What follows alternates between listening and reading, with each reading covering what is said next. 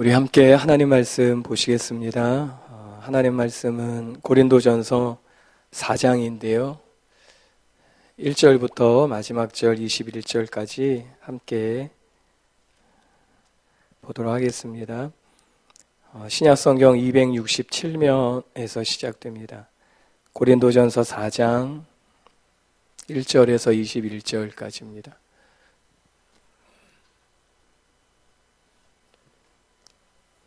우리 화면에 보시면서요. 우리 1절부터 마지막 절까지 우리 함께 읽겠습니다. 시작. 사람이 마땅히 우리를 그리스도의 일꾼이요 하나님의 비밀을 맡은 자로 여길지어다. 그리고 맡은 자들에게 구할 것은 충성이니라. 너희에게나 다른 사람에게나 판단받는 것이 내게는 매우 작은 일이라. 나도 나를 판단하지 아니하노니 내가 자책할 아무것도 깨닫지 못하나 이로 말미암아 의롭다함을 얻지 못하노라. 다만 나를 심판하시리는 주시니라. 그러므로 때가 이르기 전 곧 주께서 오시기까지 아무것도 판단하지 말라. 그가 어둠에 감추인 것들을 드러내고 마음의 뜻을 나타내시리니 그때 각 사람에게 하나님으로부터 칭찬이 있으리라. 형제들아, 내가 너희를 위하여 이 일에 나와 아볼로를 들어서 본을 보였으니 이는 너희로 하여금 기록된 말씀 밖으로 넘어가지 말라 한 것을 우리에게서 배워 서로 대적하여 교만한 마음을 가지지 말게 하려 함이라. 누가 너를 남달리 구별하였느냐? 내게 있는 것 중에 받지 아니한 것이 무엇이냐? 내가 받았은즉 어찌하여 받지 아니한 것 같이 자랑하느냐? 너희가 이미 배부르며 이미 풍성하며 우리 없이도 왕이 되었도다. 우리가 너희와 함께 왕노릇하기 위하여 참으로 너희가 왕이 되기를 원하노라. 내가 생각건대 하나님이 사도인 우리를 죽이시기로 작정된 자같이 끄트머리에 두셨음에 우리는 세계 곧 천사와 사람에게 구경거리가 되었노라. 우리는 그리스도 때문에 어리석으나 너희는 그리스도 안에서 지혜롭고 우리는 약하나 너희는 강하고 너희는 존귀하나 우리는 비천하여 바로 이 시각까지 우리가 줄이고 목마르며 헐벗고 매맞으며 정처가 없고 또 수고하여 친히 손으로 일을 하며 모욕을 당한즉 축복하고 박해를 받은즉 참고 비방을 받은즉 권면하니 우리가 지금까지 세상의 더러운 것과 만물의 찌꺼기같이 되었도다. 내가 너희를 부끄럽게 하려고 이것을 쓰는 것이 아니라 오직 너희를 내 사랑하는 자녀같이 권하려 하는 것이라. 그리스도 안에서 일만 스승이 있으되 아버지는 많지 아니하니 그리스도 예수 안에서 내가 복음으로써 너희를 낳았음이라. 그러므로 내가 너희에게 권하노니 너희는 나를 본받는 자가 되라. 이로 말미암아 내가 주 안에서 내 사랑하고 신실한 아들 디모데를 너희에게 보내었으니 그가 너희로 하여금 그리스도 예수 안에서 나의 행사 곧 내가 각 교회에서 가르치는 것을 생각나게 하리라. 어떤 이들은 내가 너희에게 나아가지 아니할 것 같이 스스로 교만하여졌으나 주께서 허락하시면 내가 너희에게 속히 나아가서 교만한 자들의 말이 아니라 오직 그 능력을 알아보겠으니 하나님의 나라는 말에 있지 아니하고 오직 능력에 있음이라. 너희가 무엇을 원하느냐? 내가 매를 가지고 너희에게 나아가랴. 사랑과 온유한 마음으로 나아가랴. 아멘. 한번 기도하고, 기도가 먼저 했어야 되나요? 정신이 없어갖고. 그럼 기도하고 우리 말씀 듣도록 하겠습니다. 하나님 아버지 감사합니다. 오늘 수예배 가운데 주님 임재해 주시고 또 하나님의 말씀을 깨닫고 그 말씀이 우리의 삶에 실제가 될 수 있도록 은혜 베풀어 주시옵소서. 또 이 땅에 주님 가문 곳이 많이 있습니다. 가문 곳에 주님 곳에 따라 비를 내려주셔서 이 나라에 주님 가뭄이 없게 해주시고 모든 가뭄이 해갈될 수 있도록 은혜 베풀어 주시옵소서. 예수님의 이름으로 기도드리옵나이다. 아멘. 제 목소리가 조금 답답한 소리가 나죠? 코 먹은 소리. 그래도 좀 이해하시고 들으시길 바랍니다. 제가 감기가 걸렸는데요. 감기가 다 나가는 중이에요. 근데 아직 끄트머리여서 목소리가 좀 이렇게 답답한 소리가 되는데 저도 답답하거든요. 그래서 조금만 참으시고 들으시기를 부탁드립니다. 오늘 저는 본문을 가지고 신앙의 모델이 되십시오라는 제목으로 하나님 말씀 전하겠습니다. 바울은 이 고린도 교회의 첫 번째 문제였던 분쟁에 대한 가르침을 이제 고린도전서 4장에서 교회 지도자들은 어떤 존재인지에 대해 말하며 이제 마치게 됩니다. 고린도전서 4장을 크게 보시면은 1절에서 5절까지 교회 지도자들은 그리스도의 종이라고 말합니다. 또 6절에서 13절까지는 교회의 지도자들은 세상에서 예수님 때문에 고난받는 자들로 나타납니다. 그리고 마지막으로 14절에서 21절은 교회의 지도자들을 영적인 아버지로 말하고 있어요. 이것이 바울이 기록된 말씀을 넘어서 마음이 교만해짐으로 서로 교회 지도자들을 자랑하며 분쟁하는 고린도 교회 성도들의 문제를 해결하기 위해 가르친 말씀이에요. 이 시간에는 특별히 고린도전서 4장 1절로 5절의 말씀을 중심으로 교회의 사역자란 누구이고 사역자의 태도는 무엇이며 마지막으로 사역자를 평가하는 사람은 누구인지를 살펴보고 기도하기를 원합니다. 물론 본문에서 바울이 말하는 사역자들은 바울과 같은 사도들을 뜻하는 사람들이에요. 왜냐하면 고린도 성도들은 한 지도자를 선호하고 다른 지도자를 무시하는 경향이 있었는데 바울이 그런 고린도 성도들에게 교회의 지도자란 어떤 사람이며 어떤 기준에 의해 평가받고 어떤 평가를 받게 될, 언제 평가를 받게 될 것인가를 설명하였기 때문입니다. 그러나 그렇다고 이 말씀이 사도들에게만 적용되는 말씀은 아니에요. 우리 모두에게 필요한 말씀입니다. 왜냐하면 크게 보았을 때 우리 모두는 교회에서, 가정에서 가르치는 위치, 지도자의 역할을 얼마든지 감당할 수 있고 또 감당하고 있기 때문이에요. 그러므로 우리 모두가 본문을 통하여 어떤 하나님의 사역자, 어떤 하나님의 지도자가 되어야 할 것인지를 점검하는 그런 시간이 되시기를 바랍니다. 첫 번째로 사역자란 누구일까요? 1절을 다시 한번 읽어보겠는데요. 고린도서 4장 1절의 말씀입니다. 우리 읽겠습니다. 시작. 사람이 마땅히 우리를 그리스도의 일꾼이요 하나님의 비밀을 맡은 자로 여길지어다. 바울이 고린도전서 4장에서 첫 번째 소개한 사역자, 교회의 지도자란 바로 그리스도의 일꾼이고 하나님의 비밀을 맡은 자입니다.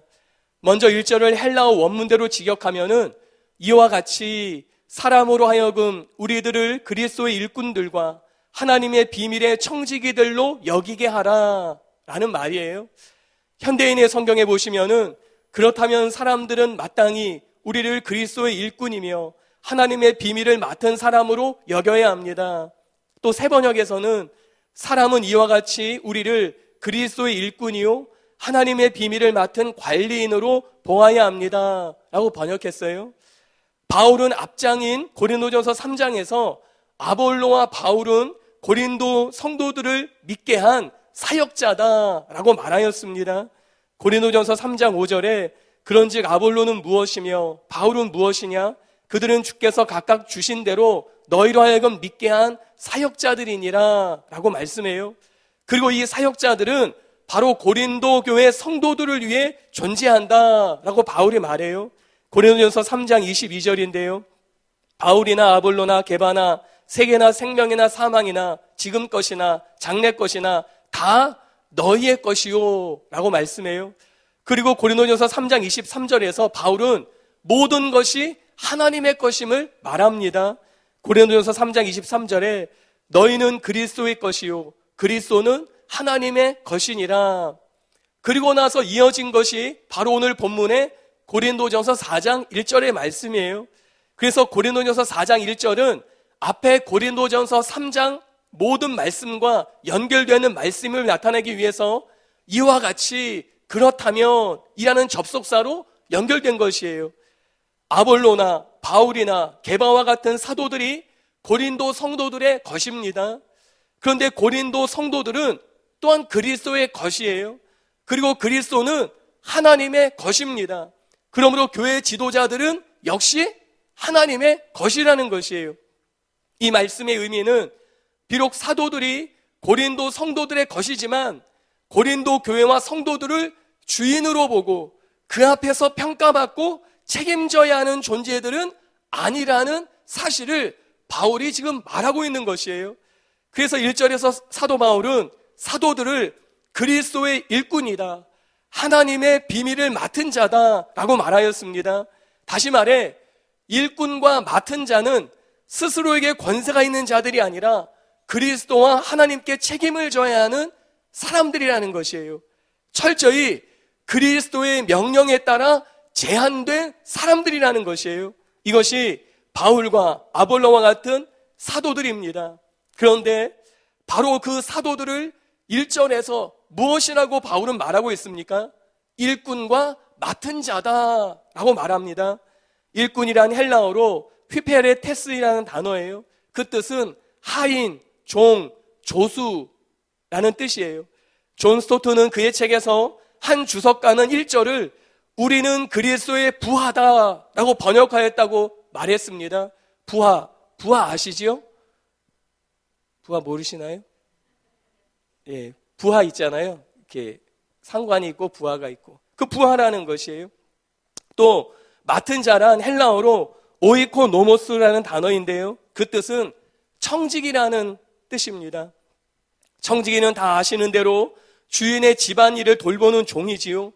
주인의 것들을 맡아서 관리하며 주인의 가족들에게 음식과 옷 등을 나누어 주는 종입니다. 그가 청지기예요. 그러므로 이 청지기에는 주인의 명령을 따라 주인 대신 일할 수 있는 권한도 어느 정도 있는 것이에요. 그러면 본문에서 주인이신 하나님께서 청지기인 사도들에게 관리하도록 맡겨주신 것은 무엇입니까? 1절에 보시면은 바로 하나님의 비밀이다 라고 말하고 있어요. 여기서 하나님의 비밀이란 바로 하나님께서 예수님을 통해 계시하신 모든 것, 즉 복음을 의미합니다. 그러면 여기서 청지기는 하나님의 비밀인 복음을 맡아서 전하는 일을 하는 종을 뜻하는 것이에요. 다시 말해 청지기는 자신이 지어낸 것을 전하는 자가 아니라 그리스도께서 맡기신 복음을 전하는 사람이다 라는 것이에요. 이것이 교회 지도자, 사역자의 정체성입니다. 즉 교회의 지도자, 사역자들은 하나님께 비밀인 복음을 받았습니다. 그리고 그 받은 복음을 사람들에게 나누어 주는 하나님의 종이고 하나님의 부하들이라는 것이에요. 그리고 우리 역시 하나님의 복음을 세상에 전하는 사람들로서 역시 그리스도의 일꾼일 수 있습니다. 그리고 그리스도의 청지기인 것이에요. 하나님이 우리의 유일한 상관이시고 우리는 하나님의 부하들인 것이에요. 이것이 저와 여러분의 정체성이에요. 두 번째로, 그러면 사역자의 태도는 무엇입니까? 2절을 다시 한번 읽어보겠는데요. 고린도전서 4장 2절입니다. 시작. 그리고 맡은 자들에게 구할 것은 충성이니라. 헬라어 직역 성경에는 이 2절을 이렇게 번역했어요. 여기서 더 나아가 청지기에게 요구되는 것은 신실함이 발견되어야 합니다.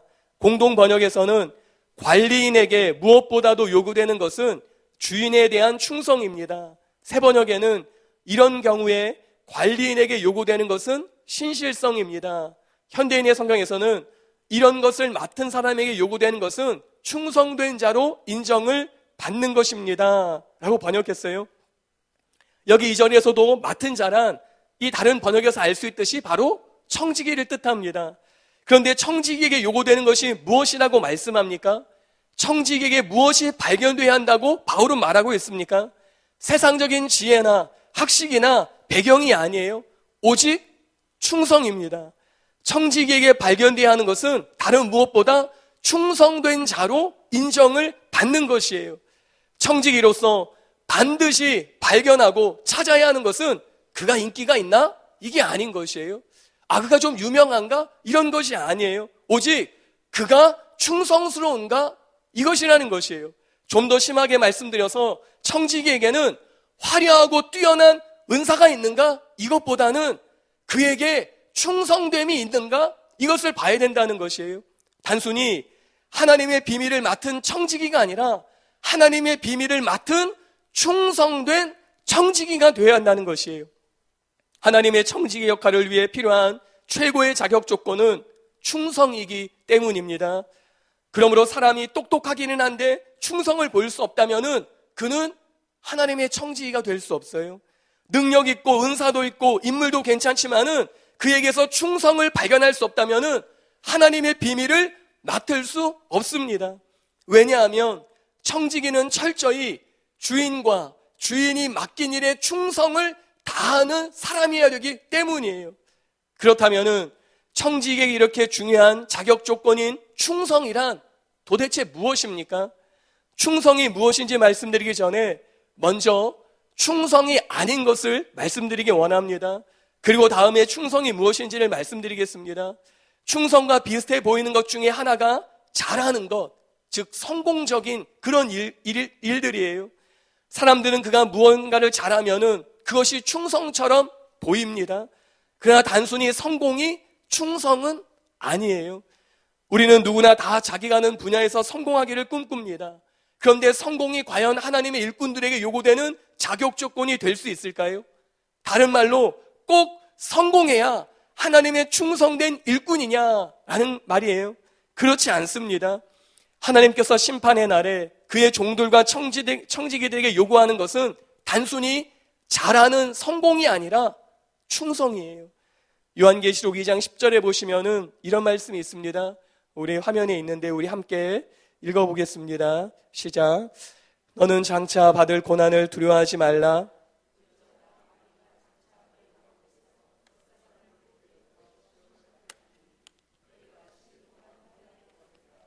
내가 죽도록 충성하라. 그리하면 내가 생명의 관을 내게 주리라.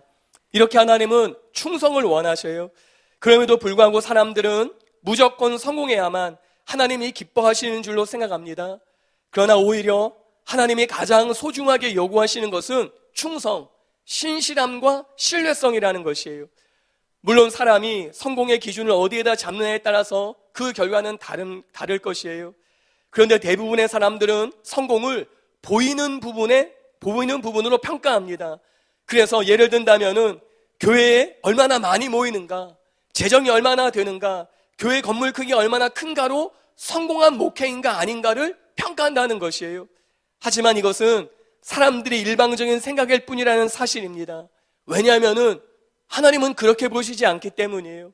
이슬람권에서 선교사에 가는 선교사님들은 평생을 열심히 선교해도 한 사람 두 사람 구원시키기가 쉬운 일이 아니에요. 제가 아는 인도의 선교사님은 인도 가신 지 수십 년이 되었지만은 항상 메일 보내시면은 어렵다, 힘들다 그런 메일을 보내셔요. 또 러시아에 있는 선교사님은 10년 가까이 되셨어요. 그런데 그분이 올려놓은 글에 보면은 예수 믿는 사람이 얼마 안 되는 거예요. 몇 명 되지 않는 거예요. 그러면서 열심히 힘들게 이곳저곳을 다니면서 복음을 신신하게 전하고 있습니다. 그리고 이런 신실한 선교사님들이 곳곳에 있다는 사실이에요. 때로는 아프리카 오지에서 밀림 한복판에서 원주민들을 대상으로 일생을 소규모의 작은 선교 사역으로 보내는 분들이 계십니다. 그렇다면 과연 이런 선교사님들이 충성되지 못한 분들이라고 말할 수 있겠습니까? 그렇지 않다는 것이에요. 우리 주님께서 요구하시는 충성됨은 어떤 외적인 성공이 아닙니다. 그렇다고 교회를 개척해서 큰 교회로 성장시키고 선교 사역을 크게 확장하는 것은 나쁘냐? 그것을 말씀드린 것이 아니에요. 너무나 좋은 것이에요. 너무나 중요한 것입니다. 모든 선교 사역은 확장되어야 합니다. 또 모든 좋은 교회들은 부흥해야 되는 것이에요. 무엇보다 담임 목사님을 통하여 하나님께서 세우신 우리 큰 믿음 교회는 담임 목사님 말씀하신 것처럼 부흥해야만 하는 교회입니다. 큰 믿음 교회가 세워진 모든 도시마다 가장 큰 교회가 되고 한국과 열방에서 가장 큰 교회가 되어야 하는 것이에요. 그런데 그렇더라도 우리가 충성된 사람이라고 안심할 수 있는 것은 아니라는 것이에요. 왜냐하면 주님의 시각은 우리와 다르기 때문입니다. 우리는 주님의 시각으로 우리 자신을 볼 수 있어야 합니다. 주님께서 중요하게 여기시는 것은 성공보다 충성이에요. 예를 들어 목회자들이 개척교회라고 해도 괜찮은 것이에요. 평생 목회를 했는데 수십여 명밖에 되지 않는다. 상가 지역교회를 벗어나지 못한다. 괜찮은 것이에요. 또 성도님들이 대기업과 인류대학, 유학이나 세상적인 성공 조건을 갖추지 못해도 때로 평생 열심히 일했지만은 내 집 하나 없이 살아도 괜찮은 것이에요. 기죽을 필요가 없는 것이에요. 이런 외적인 것이 하나님의 청지기의 자격 조건이 될 수 없기 때문이에요. 오히려 어려운 환경과 상황에서 예수님의 제자답게 평생 신실하게 주님을 따라 살기를 힘썼다면은 주님은 분명 그 사람에게 칭찬이 있을 것입니다. 주님께서는 외면적 성공보다 더 귀한 것이 있기 때문이에요. 그것은 변치 않는 신실함을 가지고 주님을 따르는 제자가 되어 살아가는 것입니다. 비록 우리가 세상에서는 아무도 알아주지 않는 곳에서 사역하고 일한다 할지라도 우리가 주님의 비밀을 맡은 자로서 신실하게 살아가고 있다면 우리의 삶은 주님께서 인정하시는 삶이 될 것이에요. 그리고 그것이 바로 하나님의 일꾼의 모습입니다. 여러분 잊지 마시기 바랍니다. 맡은 자에게 구할 것은 화려한 성공이니라 그 말이 아니에요. 오히려 소박해 보일지라도 맡은 자에게 구할 것은 오직 충성뿐입니다. 그러면 다음으로 바른 충성의 모습은 무엇입니까? 오늘 본문 2절에서 말씀하는 충성이란 바로 하나님께 받은 복음을 그대로 전하는 것이에요. 존 스토턴은 그의 책에서 이렇게 말했습니다. 우리는 하나님이 우리에게 맡기신 성경을 신실하게 지켜야 한다라는 작은 소제목에서 존 스토턴은 이렇게 말했어요. 개정 영어 성경은 2절을 청지기는 자기가 믿을 만한 사람이라는 것을 증명해야 한다고 번역합니다. 청지기에는 신뢰가 있어야 합니다.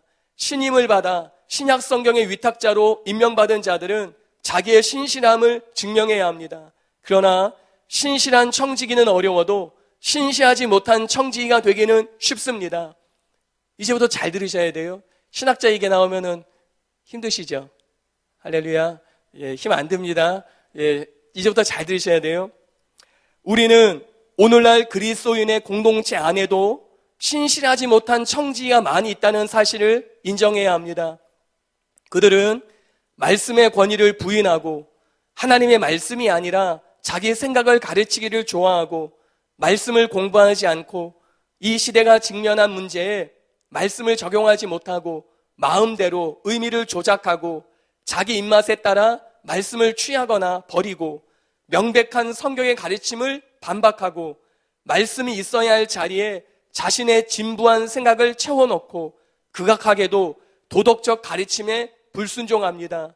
신실함을 잃어버린 청지기가 일이 많으니 세상에서 교회가 맥을 못 추는 것도 이상한 일이 아닙니다 라고 썼어요. 무엇을 말씀하는 거예요? 충성이란 무엇이냐? 하나님 말씀 그대로 액면 그대로를 공부하고 연구하고 적용하고 전하는 것이다. 그것이에요. 이와 같이 하나님의 일꾼의 충성은 그가 맡은 복음의 비밀을 있는 그대로 전파하는 삶을 뜻합니다. 그러면서 존 스토턴은 같은 책에서 도널드 코건이라는 설교자이자 훌륭한 신자가 쓴 은혜의 청지기라는 책을 재인용해서 이렇게 말합니다. 그리스도인 설교자에게는 넘지 말아야 할 선이 있다. 강단에 설 때 그는 전적으로 자유로운 인간이 아니다. 전능하신 하나님이 넘지 말아야 할 한계를 정해주셨다. 이제부터 잘 들으셔야 돼요. 설교자는 마음대로 메시지를 만들어내거나 취사 선택할 수 없다. 하나님이 그에게 말씀을 위탁하신 이유는 청중에게 말씀을 선포하고 해설하고 권면하게 하기 위해서다. 참으로 감명 깊은 복음의 독재 아래로 들어가는 것은 멋진 일이다 라고 쓴 것이에요. 여러분, 하나님의 비밀, 복음을 맡은 청지기로서의 충성은 무엇이에요? 그것은 복음에서 해방되고 탈출하려는 것이 아니라 복음의 독재 아래로 들어가는 것이에요. 사람들의 비유를 맞추고 사람들의 귀를 즐겁게 하려는 생각으로 내 마음대로 말씀을 빼거나 고치거나 보태지 않고 복음의 독재 안에서 말씀만을 전하는 것, 이것이 청지기의 충성된 모습이다라는 것이에요. 반면에 복음을 세상의 유행이나 흐름에 따라 타협하고 자신의 말씀을 취사 선택한다면은, 자신이 말씀을 취사 선택한다면은 그가 얼마나 대단한 사역을 하든지 얼마나 큰 교회를 하든지 얼마나 유명하든지 상관없이 그는 주님 보시기에 충성에서 실패한 청직이라는 것이에요. 다 아시는 대로 바울은 복음을 위해 평생을 살았습니다. 그런 바울이 이제 그의 인생 말년에 자신의 삶이 끝날 것을 바라보면서 디모데후서 2장에 보시면은 그가 귀한 복음을 맡길 사람들을 원했습니다. 그리고 바울이 제시한 복음을 맡을 사람들이 가지고 있어야 할 자격은 두 가지로 말하고 있어요. 하나는 가르치는 은사가 있는 사람이고 다른 하나는 충성된 사람이었습니다. 디모데후서 2장 2절이 그것을 말씀하고 있는데요. 우리 디모데후서 2장 2절을 함께 읽어보겠습니다. 시작. 또 내가 많은 증인 앞에서 내게 들은 바를 충성된 사람들에게 부탁하라. 그들이 또 다른 사람들을 가르칠 수 있으리라. 바울은 복음을 가르치는 사역을 위해서, 그러니까 청지기의 사역을 위해서 은사와 성품이 균형 잡힌 사람을 원했습니다. 가르치는 은사가 중요하지만은 가르치는 은사만으로는 안 된다는 것을 알았어요. 반드시 충성이 있어야 함을 바울은 알았습니다. 그리고 충성이 자격 조건으로 먼저 제시되었습니다. 바울은 복음을 잘 가르칠 수 있는 사람에게 부탁하라 라고 하지 않았다는 것이에요. 먼저 충성된 사람들에게 부탁하라 라고 말했어요. 그리고 그 충성된 사람들이 비로소 가르칠 수 있을 것이라고 말한 것이에요. 무엇을 말하는 것이에요? 잘 가르치는 사람, 똑똑한 사람, 규모 있게 지혜롭게 잘 가르칠 수 있는 사람, 그 사람이 아니다. 먼저는 충성해야 된다. 충성된 사람이 된다. 왜 그렇습니까? 충성된 사람만이 하나님의 말씀을 변함없이 변질하지 않고 빼거나 보태거나 하지 않고 그대로를 전할 수 있기 때문이에요. 거기서 비로소 가르침이 시작된다는 것이에요. 그냥 말쟁이로서 잘 가르치는 사람은 그의 지혜를 믿고 하나님의 말씀을 빼기도 하고 보태기도 하고 하나님의 말씀을 변질시키고 적당히 타협할 수 있기 때문이에요. 그래서 바울은 먼저 충성된 사람을 조건으로 들은 것이에요. 가르칠 수 있는 은사보다 중요한 것은 먼저 복음을 타협하지 않고 그대로 전하려는 신실함, 즉 충성된 사람이 되어야 한다는 것을 알 수 있습니다. 오늘날 모든 설교자들이 회복해야 하는 것은 바로 이것이라고 생각해요. 복음을 복음 그대로 전하는 것이에요. 세상에서 교회와 그리스도인들이 맥을 못 추는 것은 말씀을 못 들었기 때문이 아니에요. 온전한 복음을 못 들었기 때문이에요. 축복이나 형통이나 성공이나 처세, 철학적인 어떤 메시지만 듣기 때문이에요. 세상의 가치관에 따라 적당히 타협되고 때로는 일부가 생략된 모자란 복음을 듣고 그것에 익숙해졌기 때문입니다. 그 결과 교회와 성도들이 신앙의 참된 야성을 다 잃어버린 채 세상의 거센 저항 앞에 당황해하면서 맥없이 추풍 낙엽처럼 흔들리고 떨어지는 것이에요. 그러나 예수님의 사역은 어떻습니까? 예수님께서는 공생의 사역 가운데 한 번도 진리를 타협하지 않으셨어요. 예수님이 전한 진리를 모르겠다고 떠나면은 그들을 붙잡지 않으셨어요. 내가 좀 바꿔줄게, 내가 좀 바꿔볼게, 그렇게 말씀하지 않으셨어요. 반면에 예수님께서는 떠나는 사람들을 내버려 두셨습니다. 예수님께서는 성공이 아니라 하나님 아버지께서 말씀하신 그대로 가르치시려는 충성됨이 있으셨기 때문이에요. 그 결과 핍박도 고문도 심지어 죽음도 두려워하지 않는 신앙의 야성이 살아있는 그 제자들, 사도들을 키워낼 수 있었던 것이에요. 그러므로 설교자들은 하나님께서 말씀하신 그대로 복음을 전하는 일에 충성되어야 합니다. 예를 들어 약사에게 요구되는 것은 무엇이에요? 약국에는 약사들은 무엇이든지 처방된 대로 약품을 준비해 주는 것이에요. 처방전과 상관없이 약사가 자기 나름대로 보기에 더 좋은 약을 처방해서 준다면은 그것은 옳은 것이 아니에요. 그것은 위험한 것입니다. 마찬가지로 하나님의 비밀을 맡은 청지기들은 하나님께서 맡겨주신 복음을 액면 그대로 신실하게 선포하고 가르쳐야 된다는 것이에요. 그리고 바로 이것이 충성입니다.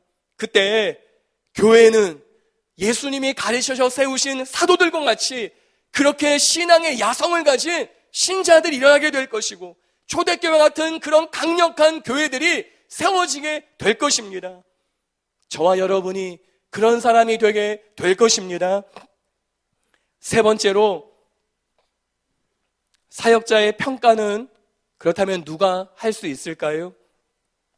3절부터 5절을 저희가 다시 한번 읽어보겠는데요. 우리 3절에서 5절을 다시 한번 읽겠습니다. 시작. 너희에게나 다른 사람에게나 판단받는 것이 내게는 매우 작은 일이라.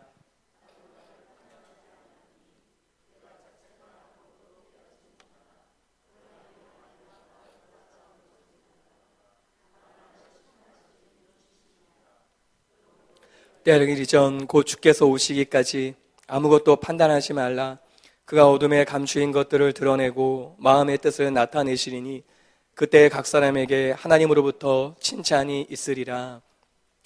바울은 여기서 교회 지도자들을 판단하는 세 가지 대상이 있는 것을 말하고 있습니다. 여기서 판단하는 주제는요, 2절과 연관해서 충성에 대한 것이에요. 충성에 대한 것을 판단한다는 것이에요. 이렇게 청지기의 충성에 대해서 첫 번째 판단자들이 있어요. 고린도 교회 성도들이 교회 지도자들을 판단하였습니다. 앞서서 말씀드렸듯이 고린도전서 1장 10절부터 4장 21절까지는 고린도 교회의 분열의 문제에 대해서 다루고 있는 말씀이라고 말씀드렸어요. 고린도 교회 성도들은 자신이 좋아하는 지도자들을 따르며 서로 높이고 서로 낮추며 비판했습니다. 이런 분위기에서 바울에게도 예외가 아니었습니다. 3절 초반에 보시면은 너에게나 다른 사람에게나 라는 말씀이 나와요. 그런데 다른 사람에게나 라는 말은 문자적으로 어떤 인간의 날에나 라는 뜻합니다. 그리고 이 날이란 단어는 바울 당대에 재판받는 날과 연관이 되어 있었어요. 아마도 고린도 교회 성도들은 무슨 자신들이 재판관이나 된 것처럼 바울의 사역에 대해서, 바울의 충성심에 대해서 신문하고 평가하고 판단을 내렸던 것 같습니다. 그런데 바울은 그런 판단을 매우 작은 일이다 라고 말하고 있어요. 다시 말씀드려서 고린도인들이 재판관처럼 바울을 판단하거나 아니면은 세상 법정에서 바울에 대해 무슨 판단을 내리든 간에 그것은 나에게 중요한 것이 아니다 라는 것이에요. 물론 이 말은 오해하시면 안 돼요. 교회 지도자들은 다른 사람의 의견을 다 무시하는 사람들이구나, 다른 사람의 진지한 의견이나 충고도 자기 고집대로 무시하고 듣지 않는 사람들이구나, 이렇게 오해하시면 안 됩니다. 그리스도의 일꾼들은 다른 사람의 의견이나 충고가 하나님의 뜻에 일치한다고 여겨지면은 그것을 진지하게 받아들일 줄 아는 열린 마음의 소유자가 되어야 돼요. 단지 바울이 여기서 말하려고 하는 것, 다른 사람이 나를 판단한 것은 작은 일이다, 중요한 게 아니다, 하찮은 것이다 라고 말하는 것은 복음을 맡은 청지기들은 사람들 간에 오가는 인간적인 판단이나 인정을 중요시하여 사역을 하지 말아야 된다라는 그 뜻이에요. 왜냐하면 다른 사람의 눈을 의식하고 그들의 판단 때문에 좌지우지하는 것은 복음을 맡은 청지기로서의 올바른 충성의 자세가 아니기 때문이에요. 제가 앞서 말씀드렸잖아요. 그래서 맡은 자에게 구할 것은 사람들의 평가나 판단이나 인정이나 인기가 아닌 것이에요. 충성인 것이에요. 우리들도 때로 주의를 하다 보면은 이런저런 인간적인 판단을 받을 경우들이 있지 않습니까? 교회에서 셀을 섬기거나 아니면은 봉사하거나 여러 가지 사역을 할 때 그런 인간적인 판단을 받을 때가 있어요. 그래서 사람들은 행동을 하기 전에 먼저 다른 사람들이 나를 어떻게 보고 평가할까 생각하고 일도 하고 봉사도 하게 됩니다. 그리고 사람들의 인정과 들려오는 소리에 예민하게 반응하는 것이에요. 그러다가 이것이 어느 한계를 넘어서 지나치게 치우치게 되면은 하나님께서 원하시는 충성의 모습에서 나도 모르게 점점 멀어지고 타협하고 변질되고 마는 것입니다. 행동의 기준을 다른 사람의 평가에 두었기 때문이에요. 그러므로 저와 여러분은 우리 자신을 점검해야 해요. 우리들은 다른 사람에게 인정을 받고 칭찬을 받고 싶어하는 이런 본능적인 충동을 확인하고 내려놓을 수 있어야 합니다. 충성에 대한 사람들의 판단은 작은 일이기 때문이에요. 그거에 따라서 웃고 울고 좌우지돼서는 안 된다는 것이에요. 두 번째로 이렇게 청지기의 충성에 대해 판단하는 자가 있는데요, 스스로 자신을 판단하는 것이에요. 3절에 보시면은 사도 바울은 나도 나를 판단하지 아니하노니 라고 말하고 있어요. 4절에서는 자책할 아무것도 깨닫지 못했다라고 덧붙여서 말합니다. 저희들이 읽은 개역 개정 성경에는 분명하게 나타나지 않았지만 헬라어의 원문에는요, 4절 앞에 왜냐하면이라는 헬라어로 가르라는 단어가 있어요. 그래서 3절 하반절과 4절을 연이어서 번역하면은 이와 같습니다. 한번 들어보세요. 그뿐 아니라 나도 나 자신을 심판하지 않습니다. 왜냐하면 아무것도 내 양심에 거리끼는 것을 가지고 있지 않기 때문입니다. 라고 말해요. 즉 바울은 양심상 아무 자책할 것을 깨닫지 못할 만큼 성실한 일꾼이었고 청직이었습니다. 하지만 그것 때문에 그가 하나님 앞에서 의롭다고 판단을 받는 것은 아니라는 것이에요. 왜냐하면 양심은 중요하지만은 윤리적 규범을 어겼을 경우 가책을 느끼게 할 뿐이지 의를 이루는 기능은 가지고 있지 않기 때문이에요. 그러므로 다른 사람의 판단이 충성의 기준이 아니듯이 나 자신의 양심도 충성에 대한 판단 기준이 아니라는 것이에요. 여러분, 우리 자신은 깨끗한 양심을 갖고 일한다고 합니다. 하지만 얼마든지 그릇된 충성을 할 수 있어요. 사도 바울 자신이 그랬습니다. 그가 바리새인으로서 있을 때 열심으로는 교회를 박해하고 율법에 의로는 흠이 없는 자라고 스스로 확신했어요. 다메섹까지 가서 살기 등등한 자세로 기독교인을 붙잡아서 죽이려고 했을 때도 그는 일말의 양심의 가책도 없이 당당하게 처신을 했습니다. 하지만 찬란한 계시의 빛 속에서 예수님을 만난 뒤에는 유대교 시절에 그가 가졌던 열심은 올바른 지식을 쫓은 열심이 아니었다는 것을 분명하게 깨닫게 되었어요. 그런데 바울의 과거의 이런 모습이 오늘날 교회나 공동체에서 문제를 일으키는 대부분의 사람들의 모습이라는 것이에요. 때로 사람들은 어떻습니까? 자기가 전부 옳다고 고집을 피우고 다른 사람들을 자꾸만 조종하려고 하는 사람이 있어요.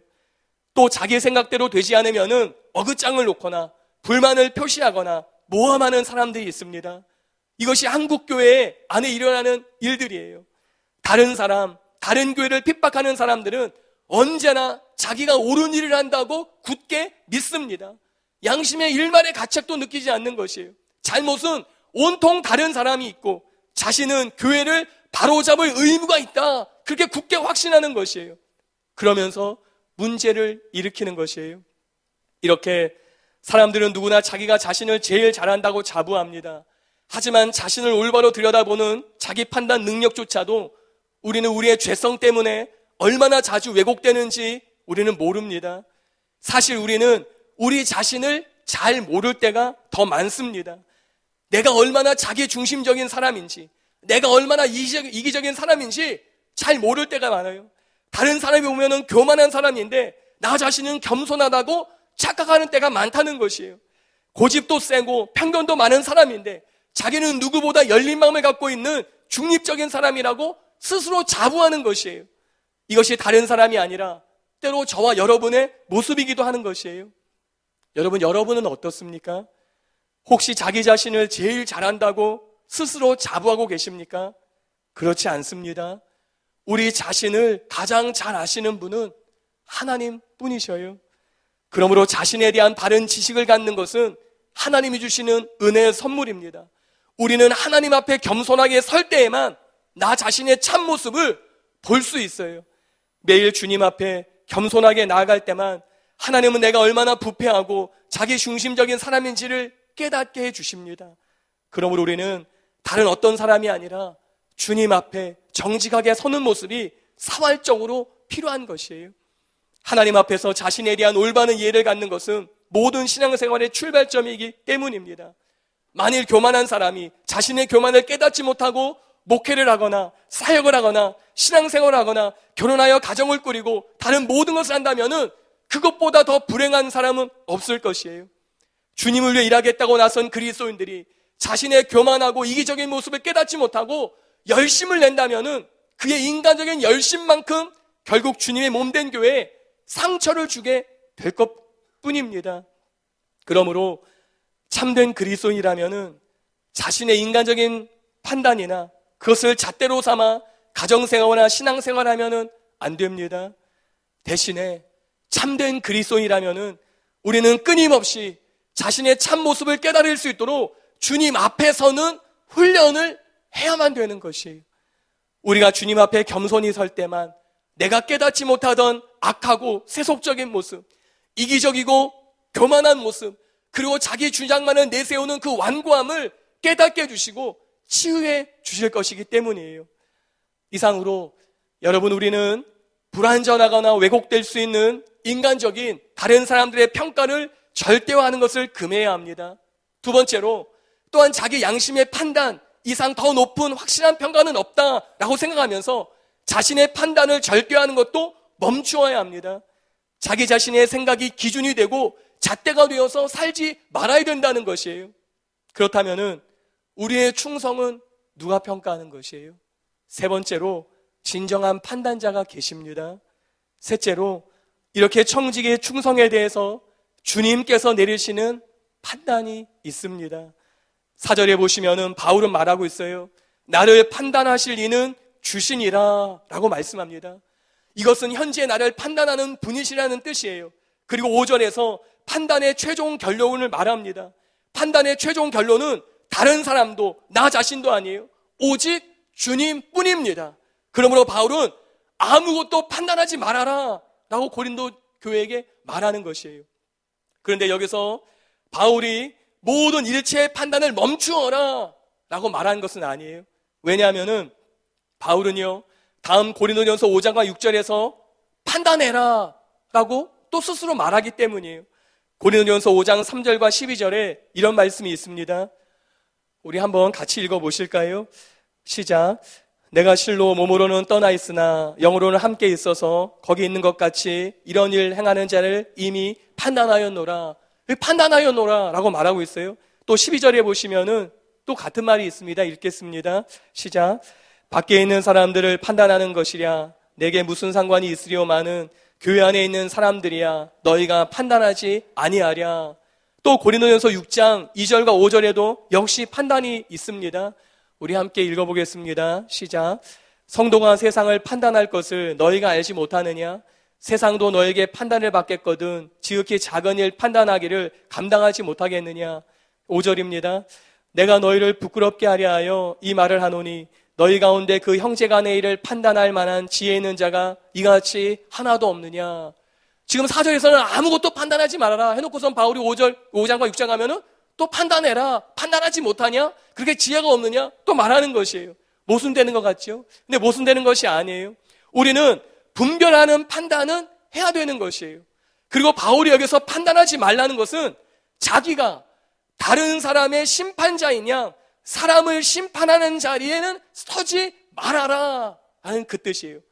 분별을 하지만은 심판자가 되어서 판단하는 그것은 멈추라는 것이에요. 우리는 다른 사람의 심판자가 아니기 때문입니다. 오직 주님만이 우리를 심판하실 분이기 때문이에요. 여러분, 하나님의 일꾼으로 날마다 충성된 모습으로 살 수 있는 비결은 무엇입니까? 어떻게 사랑하면서 겸손하면서 희생하면서 섬기는 삶을 살아갈 수 있습니까? 그것은 심판주로 오시는 주님을 기억하며 살 때입니다. 왜냐하면 오직 주님만이 우리의 모든 삶을 심판하며 판단하는 유일한 분이시기 때문이에요. 그렇다면은 청지기의 충성에 대한 주님의 심판은 어떻게 나타날까요? 오늘 본문 5절을 다시 한번 읽어보겠는데요. 우리 오늘 본문의 5절을 다시 한번 읽어보겠습니다. 시작. 그러므로 때가 이르기 전 곧 주께서 오시기까지 아무것도 판단하지 말라.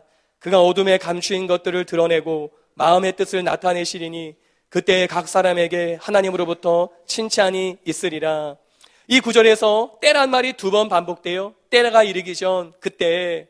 이것은 주님께서 오시는 때를 말합니다. 곧 재림의 날을 말하는 것이에요.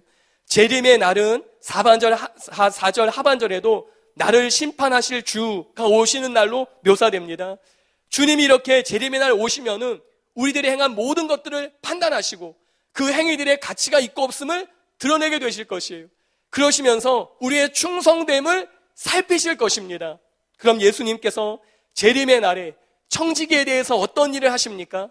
2가지를 하셔요. 5절에 보시면은요, 하나는 재림의 날에 예수님은 어둠에 감추인 것들을 드러내십니다. 5절에 보시면은 그가 어둠에 감추인 것들을 드러내고 라고 말씀해요. 우리 주님이 오시는 날에는 누구도 자신의 삶을 주님 앞에서 감출 수 없습니다. 주님 앞에 숨길 수 있는 것은 아무것도 없다는 뜻이에요. 본문 헬라어 표현을 보면은 빛과 어둠 간의 대조가 분명합니다. 드러내다 라는 동사는 헬라어로 포티조라는 동사예요. 이 단어는 밝게 하다, 비추다, 조명하다 라는 뜻을 갖습니다. 그러니까 어두움을 비추신다, 그것이에요.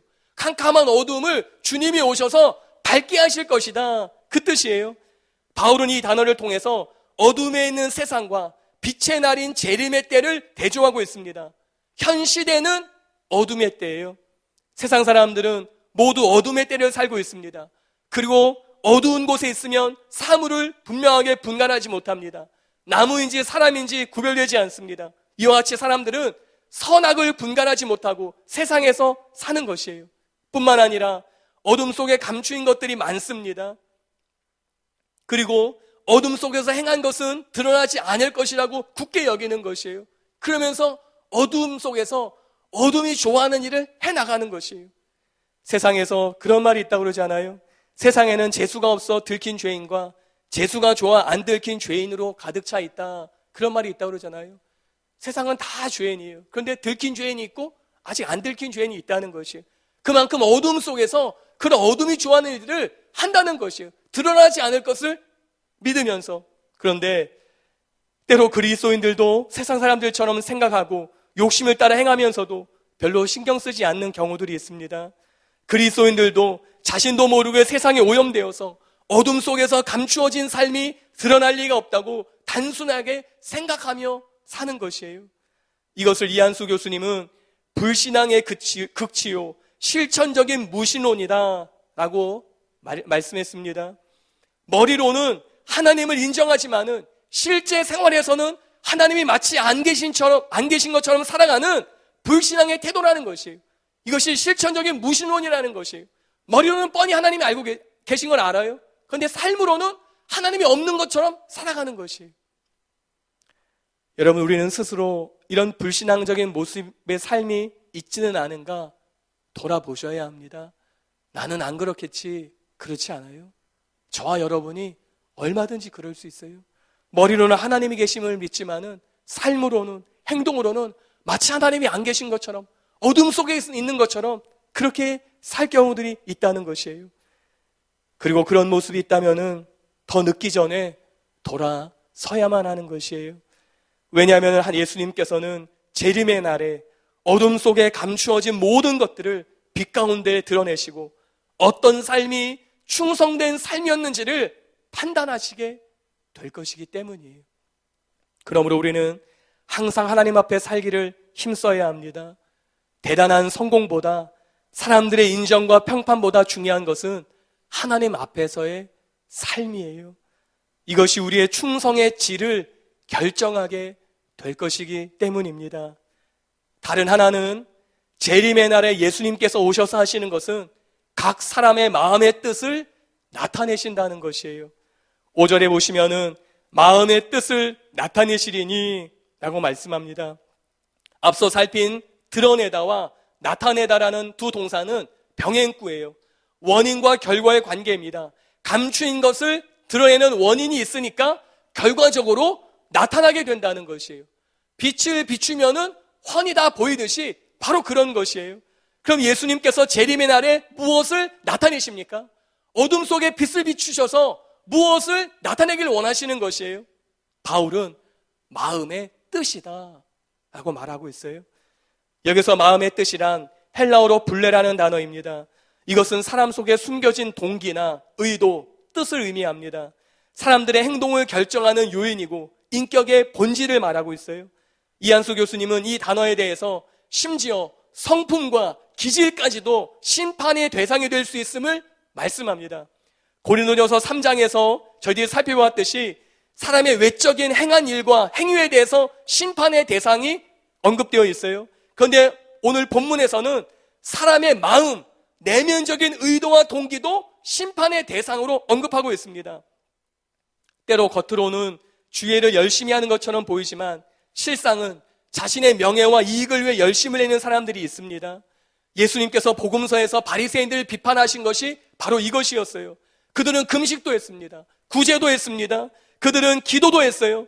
그런데 그 모든 것들을 어떻게 했어요? 사람에게 보이려고 한 것이에요. 그들의 행위가 잘못된 것이 아니라 그 행위를 하는 동기, 마음의 중심, 의도가 잘못된 것이었어요. 주님은 그것을 빛 가운데 다 드러내셨던 것이에요. 여러분, 우리가 선한 일을 한다고 다 인정받을 수 있는 것이 아니에요. 심지어 주의 일을 한다고 다 칭찬받지 못할 수도 있습니다. 심하게 말씀드려서 전도하고 다른 사람을 돕고 신방하고 사역한다고 다 칭찬받는 것이 아닐 수도 있다는 사실이에요. 예수님께서는 보이는 것에 속지 않기 때문이에요. 그러므로 우리는 마음의 동기, 의도를 정직하게 살펴야 합니다. 이런 행동, 이런 행위, 이렇게 봉사하는 그 중요한 것, 그것은 무슨 동기와 어떤 의도로 했느냐, 그것이 중요한 것이에요. 때로 선한 일을 하지만은 동기가 너무나 바르지 않은 그런 사람들이 있습니다. 자신은 선한 일을 한다고 생각하지만은 그 중심, 마음의 동기는 그가 하는 선한 일만큼 선하지 않는 경우들이 있습니다. 때로는 자기의 의와 자기 욕심, 자기 중심적인 마음, 다른 사람을 무시하려는 마음에서 그런 선한 일들을 하는 경우들이 있다는 것이에요. 특별히 저와 같은 설교자들은 더욱 그럴 수 있습니다. 사람들에게 보이는 부분이 많기 때문에 그럴 수 있는 것이에요. 그런데 주님은 그런 것에 속지 않는다는 것이에요. 설교자가 하는 설교에 속지 않는다는 것이에요. 사람의 보기에 사는 그런 많은 행동들에 속지 않는다는 것이에요. 주님은 우리의 동기를 살피시는 것이. 그리고 심판날이 되면 우리 주님은 사람들이 연 내면적인 의도와 동기를 벌거벗은 것처럼 빛 가운데 다 드러내실 것이에요. 때로 겉으로는 가치 있는 삶을 산 것처럼 보이지만 마지막 날에 무가치한 삶을 산 것으로 드러나는 경우도 있게 될 것이에요. 마치 겉으로는 충성처럼 보였지만은 주님의 재림하는 전혀 충성이 아닌 모습으로 드러나게 될 것이라는 것이에요. 그러므로 중요한 것은 어떤 동기와 의도로 살았는가에 달렸습니다. 아마도 마지막 날에 주님께서 양파 껍질을 벗겨내듯이 우리 삶에 겹겹이 있는 그 많은 삶들을 벗겨내시면서 판단하게 될 것이, 그러면서 우리 마음의 그 중심의 동기와 의도가 충성된 것이었는지를 판단하실 것입니다. 그리고 마지막으로 이렇게 충성되게 산 사람들에게 하나님께로부터 칭찬이 있게 될 것을 말씀해요. 오직 예수님만이 사람들 눈에는 드러나지 않게 어둠 속에 꼭꼭 감추어 놓은 것들과 마음속의 뜻, 생각과 동기들을 심판의 빛 앞에 드러내서 심판하십니다. 그때 비로소 진정한 심판이 이루어지고 하나님께서 성신한 자들을 각각 칭찬하실 것이에요. 여러분, 우리가 일을 할 때, 사역할 때, 봉사하고 섬길 때 사람들로부터 칭찬 듣는 것은 작은 것이에요. 우리는 그것이 크게 보입니다. 사람들이 칭찬하는 것이 아주 크게 보여요. 사람들의 판단도 불완전하듯이 그러나 사람의 칭찬도 불완전한 것이에요. 어제 우리를 칭찬했던 사람들이 오늘 우리를 비판할 수 있습니다. 어제는 친구였던 사람이 오늘은 우리의 적으로 변할 수 있어요. 이것이 사람들의 칭찬인 것이에요. 그러나 하나님의 심판이 완전하듯이 또 하나님의 칭찬은 완전하십니다. 우리에게 진정으로 중요한 것은 최후의 심판 때에 하나님의 심판이고 하나님의 칭찬인 것이에요.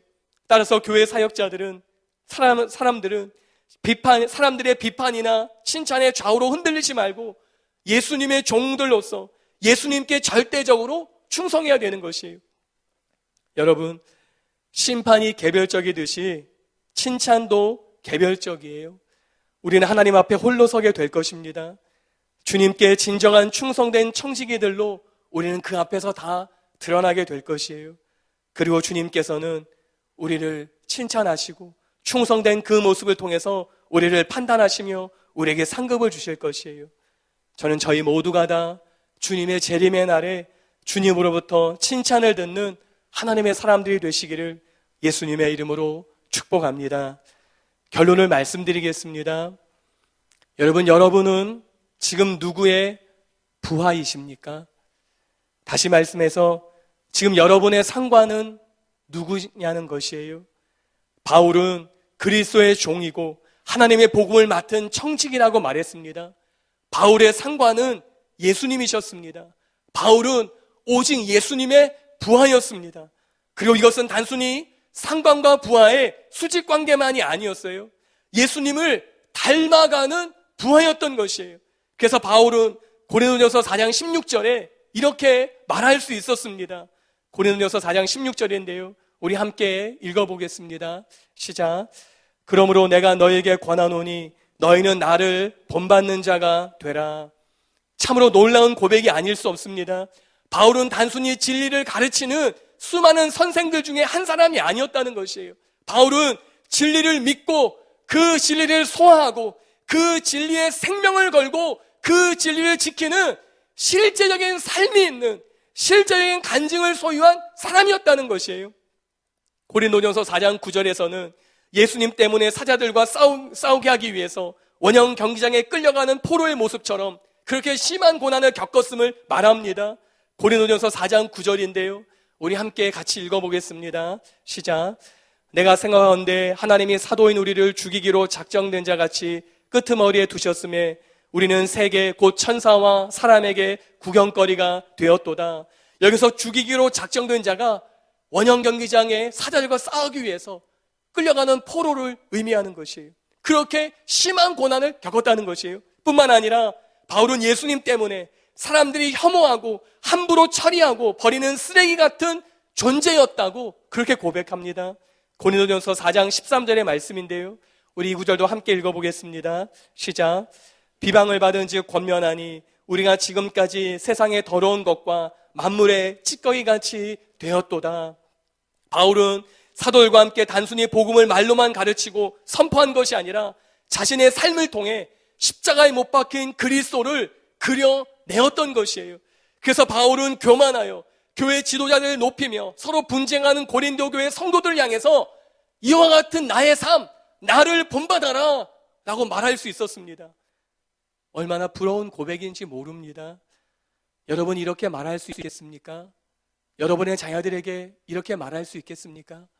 내 자녀에게, 내 배로 난 자녀이지만은 우리 자녀에게 교회 열심히 다녀, 기도 열심히 해, 가서 설교 잘 들어, 예배 시간에 졸지 마, 이렇게는 말할 수 있어도 나를 본받아라, 그렇게 말할 수 있느냐는 것이에요. 내 자녀에게 나를 본받는 사람이 되라, 그렇게 말할 수 있느냐는 것이에요.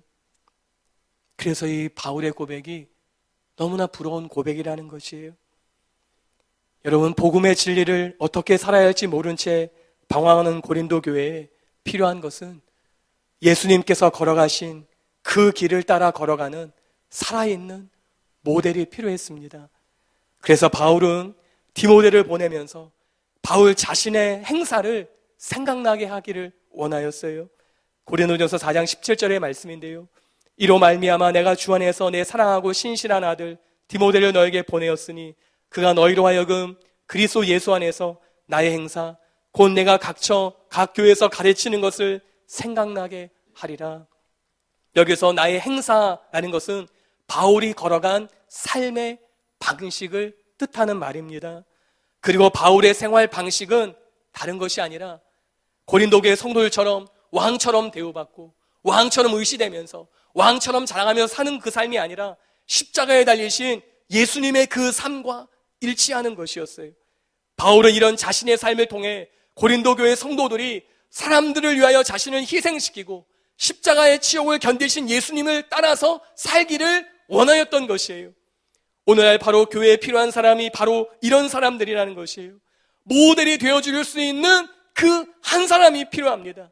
가정의 좋은 아버지처럼 믿고 따를 수 있는 그 한 사람의 지도자가 필요하다는 것이에요.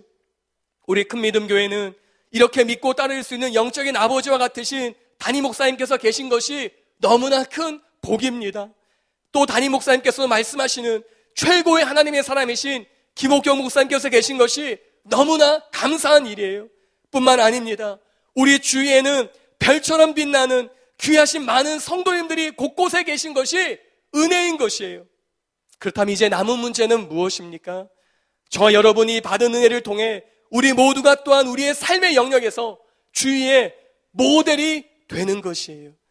이것을 위해 내 안에 나도 모르게 들어온 세상의 흔적들을 다 몰아내야 합니다.